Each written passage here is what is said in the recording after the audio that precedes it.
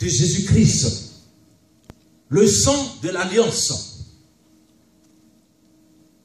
Nous voulons aujourd'hui démontrer que le sang de Jésus-Christ est une puissance. Le sang de l'alliance. Le sang qui nous garantit et le sang qui nous délivre et qui nous purifie. Parce que la Bible déclare dans le livre de Romains chapitre 3 que tous ont péché et tous sont privés de la gloire de Dieu. Parce qu'au commencement de la création humaine, la relation entre l'homme et Dieu était basée sur la confiance. Dieu a créé Adam et Ève afin qu'ils vivent en harmonie, afin qu'ils vivent dans l'abondance, afin qu'ils vivent dans la paix, dans la joie, dans le succès. Et tout était à leur disposition. Mais leur relation était basée sur la confiance. Dieu avait tout permis. Et Dieu disait à Adam, je te donne tout. Mais le jour où tu mangeras du fruit de la connaissance du bien et du mal, tu mourras certainement. Mais la curiosité de l'homme, poussé par la séduction de l'ennemi à Ève, a amené l'homme à désobéir à cette confiance. Et à partir de là, toute la race humaine, à cause du sang d'Adam, est rentrée dans le péché. Voilà pourquoi la Bible déclare que nous sommes nés dans la chair et dans le sang de nos parents. Or, lorsque nos parents péchaient, nous n'étions pas présents. Mais à cause du sang, nous sommes tous nés pécheurs. Voilà pourquoi, à chaque fois que nous étudions la Bible, nous voyons que de dispensation à dispensation, Dieu a toujours voulu renouveler son amour, sa relation avec l'homme. Mais l'homme a toujours démontré que Dieu ne pouvait pas lui faire confiance. Donc, en passant de la dispensation de l'innocence, nous sommes entrés dans la dispensation de la conscience. Et par la conscience, nous voyons le péché de Caïn et d'Abel. Et de la dispensation de la conscience, nous sommes allés au gouvernement humain. Du gouvernement humain, la promesse. De la promesse, les lois. Et des lois, nous sommes entrés dans la grâce de Dieu. Voilà pourquoi, depuis l'Ancien Testament, lorsque l'homme a péché, il fallait du sang.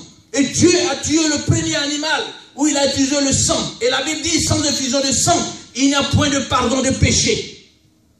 Donc, pour que la rédemption soit réalisée, il fallait le sang de Jésus. Il faut réaliser que l'œuvre de la rédemption de Jésus est l'aboutissement de près de 4000 ans de l'histoire de la création humaine, c'est-à-dire du peuple juif.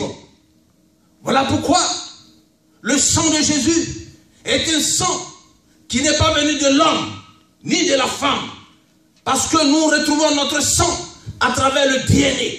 Mais le sang de Jésus n'est pas un sang de DNA, mais c'est le sang qui vient de Dieu. Et ce sang pouvait faire le sacrifice unique. Voilà pourquoi nous devons comprendre que depuis le sacrifice de Jésus-Christ sur la croix de Golgotha, son sang nous a purifiés, son sang nous a lavés, son sang nous a rachetés. Ce sang de Jésus-Christ nous a réconciliés avec Dieu. Et la Bible déclare dans 1 Pierre, chapitre 1, verset 2, que à ceux qui sont élus par la sanctification de l'Esprit, afin qu'ils deviennent obéissants et qu'ils participent à l'aspersion du sang de Jésus-Christ. Et 1 Pierre, chapitre 2, verset 5 dit, et vous-même, comme des pierres vivantes, édifiez-vous pour former une maison spirituelle, un saint sacerdoce, en vue d'offrir des sacrifices spirituels agréables à Dieu par Jésus-Christ. Oui, le sang de Jésus, le sang précieux de Jésus-Christ est le sang qui nous purifie. Voilà pourquoi dans la nouvelle alliance, nous voyons aujourd'hui la relation même entre l'homme et la femme. Vous êtes liés par le sang du mariage, par le sang de l'unité du corps, de l'âme et de l'esprit. Voilà pourquoi, lorsque vous êtes mariés et que vous commettez une iniquité en dehors du mariage, c'est par le sang que le péché est entré dans le monde. Et aujourd'hui, je vais vous amener à comprendre la puissance qui réside dans le sang de Jésus-Christ.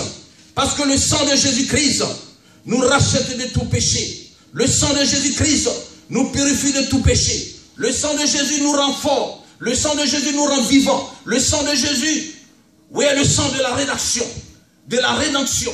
Voilà pourquoi nous appliquons sur notre vie, sur nos enfants, sur notre maison, sur nos finances, sur notre travail, le sang de Jésus. Je réclame le sang de Jésus qui a coulé sur la croix de Golgotha. Le sang de Jésus qui a parlé afin que tout soit accompli. Que ce sang aujourd'hui soit appliqué dans ta vie. Que ce sang soit appliqué dans tous les aspects obscurs de ta vie, de ta maison, de ton travail, de tes finances. Afin que par le sang de Jésus-Christ, tu sois renouvelé, tu sois ressuscité et que tu puisses entrer dans ta destinée, tu puisses entrer dans tes promesses. Par le sang qui parle encore sur la croix de Golgotha. Ce sang qui a parlé, parle maintenant pour ta vie, parle pour tes finances, parle pour ton travail, parle pour ton salut, parle pour ton mariage, parle pour la guérison de ta famille. Le sang de Jésus-Christ, oui, le sang précieux, le sang qui nous libère, le sang qui nous purifie, le sang qui nous garantit. Le sang de Jésus est aussi notre garantie absolue de notre droit aux bénédictions de la nouvelle naissance. Le sang qui pardonne, le sang de la relation, de la justification, de la réconciliation, de la purification, de la sanctification, de la guérison et de la libération de la puissance de l'ennemi. Le sang de Jésus-Christ te libère de la puissance de tes ennemis. Voilà pourquoi le chrétien doit appliquer le sang de Jésus. Parle pour ma guérison, parle pour ma délivrance, parle pour ma bénédiction, parle pour mon succès. Aujourd'hui, lève-toi, peuple de Dieu, et applique le sang de Jésus sur ta famille, sur tes enfants, afin que la gloire de Dieu se manifeste dans ta vie. Au nom de Jésus-Christ, nous voulons rendre action de grâce.